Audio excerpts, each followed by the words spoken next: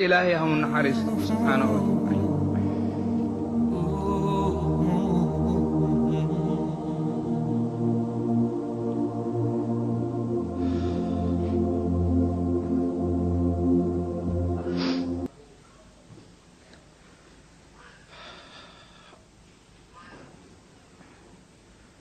وقضى ربك ألا تعبدوا إلا إياه وبالوالدين إحسانا.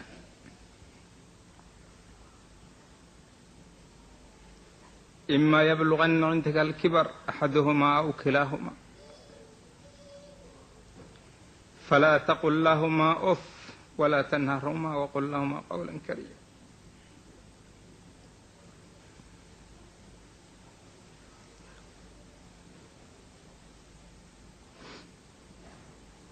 حق ماله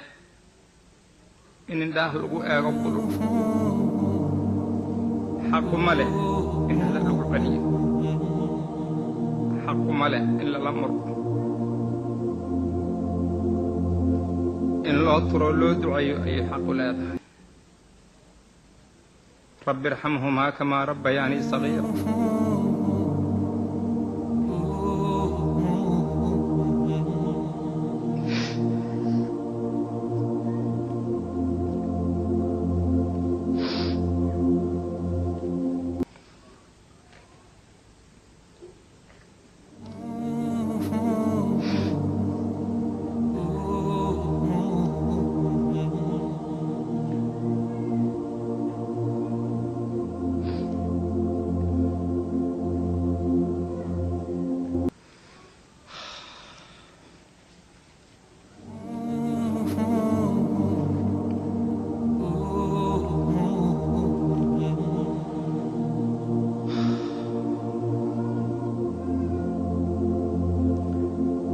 وهذا إبراهيم عليه السلام ويعقوب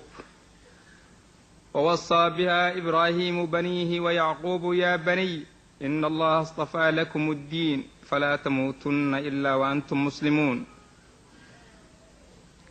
أم كنتم شهداء إذ حضر يعقوب الموت إذ قال لبنيه ما تعبدون من بعدي قالوا نعبد إلهك وإله آبائك إبراهيم وإسماعيل وإسحاق إلها واحدا ونحن له مسلمون.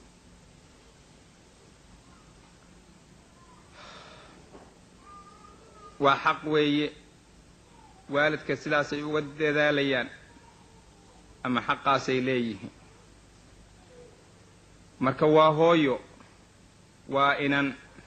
waa carruurtaadii inaad ka fakartid weeyaan xaggee ku dambayn doonaan ma islaam mase kufriyay ku dambayn doonaan maxay mudan doonaan bacda mawtik markaad dhimato ka dambow maxay mudan doonaan waa maxallu su'aal. sidaasuu dardaarmay ibraahim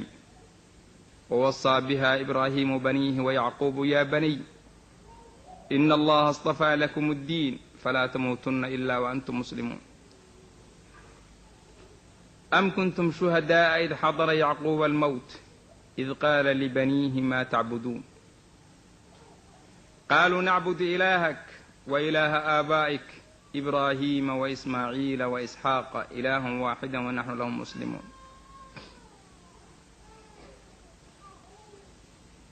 وهذا إبراهيم عليه السلام سوى عرورته وشكرنا يا إلهي سي سواء كان بنينا أو بناتا. الحمد لله الذي وهب لي على الكبر إسماعيل وإسحاق إن ربي لسميع الدعاء.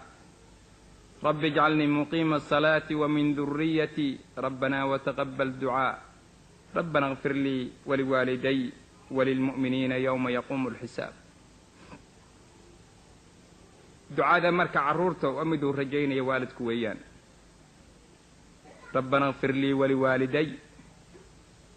وللمؤمنين يوم يقوم الحساب. وحق ويان.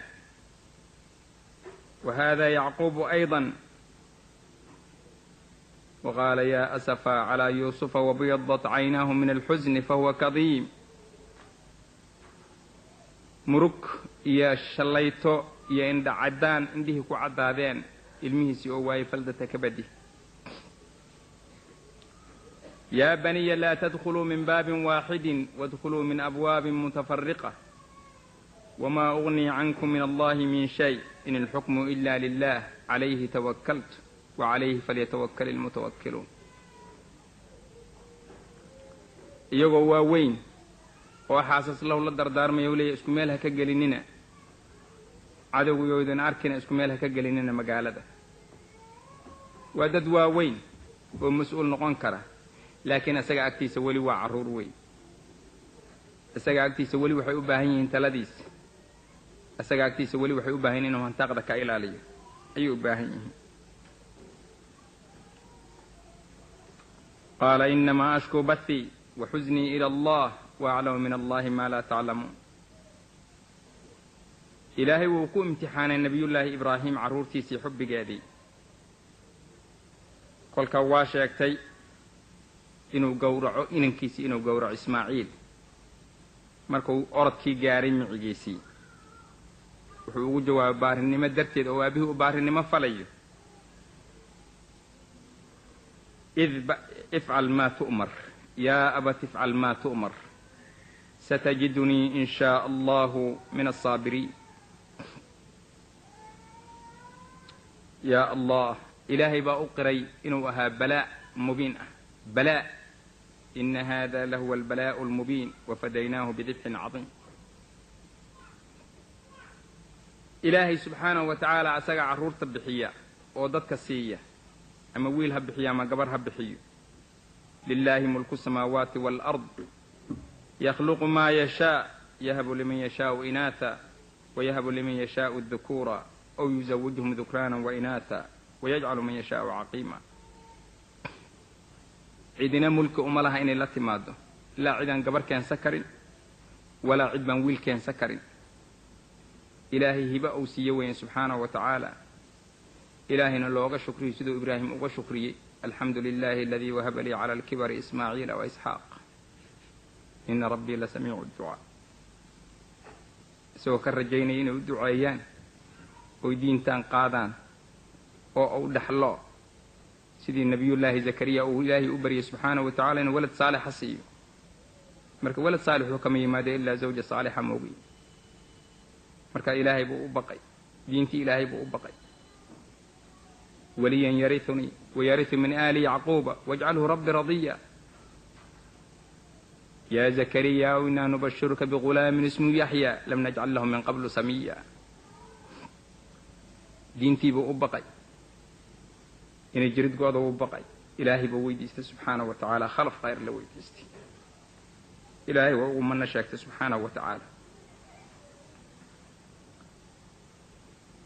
dhaqanka lagu dhaqmayo ee hooyada gabadhii iyo hooyadii ilaahay baa subxaanahu wa tacaala xaqoodii og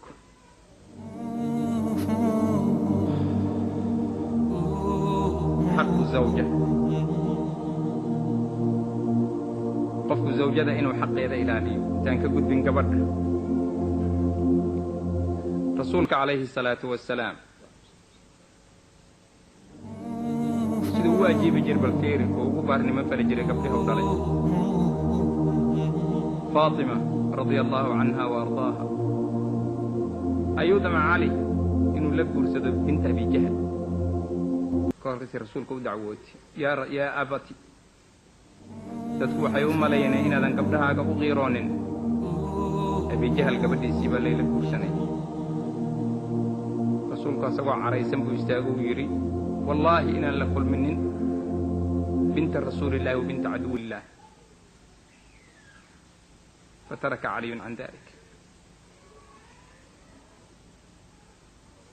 وهذه فاطمة أيضا تأتي إلى رسول الله صلى الله عليه وسلم markii uu dhibay guriga shaqadiisii inay weydiisato khaadim rasuulka kaasay ka soo noqotay guriga rasuulka iyadoon helin rasuulku isagoo dheelmanayo ku soo dheelmaday gurigeedii oo yidhi shala waa timid maxaa doonaysa iyagoo hurdadoodii ku jiro lixaafkoodii ku jira ou rasuulku soo dhex galay caliya iyada soo dhex galay hurdadii dhexdeedii maxaa doonaysay ayuu yidhi faatima